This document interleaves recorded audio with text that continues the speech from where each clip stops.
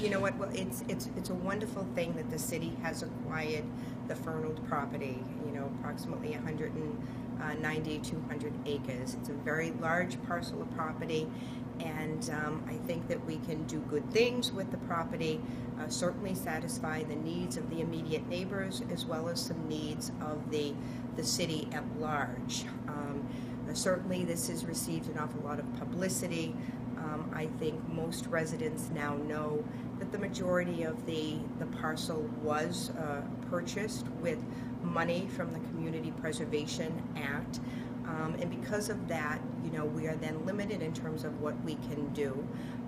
But approximately, I think, 50 acres was purchased with city money, and that gives a little bit of more flexibility with what can happen. First and foremost, with regard to the Fernald property, we need to address the issue of the wetlands. There is serious flooding in that area, and this is our opportunity to sort of correct that situation and make it right for that part of the city. So that has to happen first. And the city, through the CPC, is actually working with a consultant who's done the assessment. I've seen a draft of the report. I haven't seen a final report.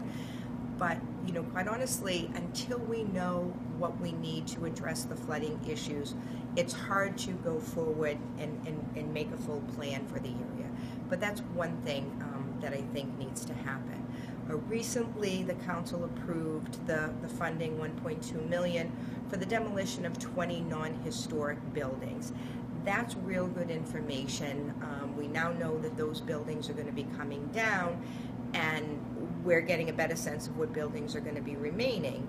And then you know what you have to work with.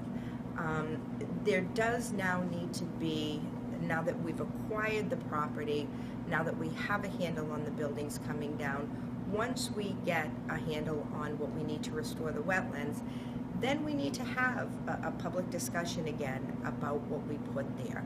Some of the ideas that have come forward that I think have merit are a cemetery.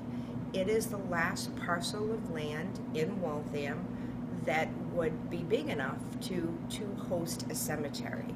And so there needs to be some conversation around that.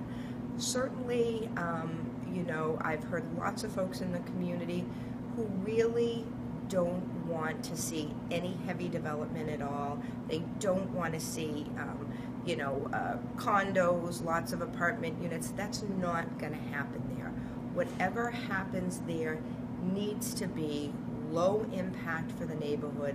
You know, Trapella Road is already one of the most heavily traveled roads in the city, and we just need to be considerate of that. But the city does have some needs, and the Fernald property, you know, for many years, there, you know, might be a good site to have a medical facility.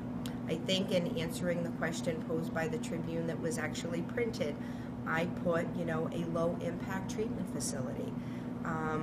Again, city has an awful lot of needs. This is a large parcel of land, and I think through, you know, good, open community discussion, healthy dialogue, we can come up with a plan that really takes care of a lot of our needs.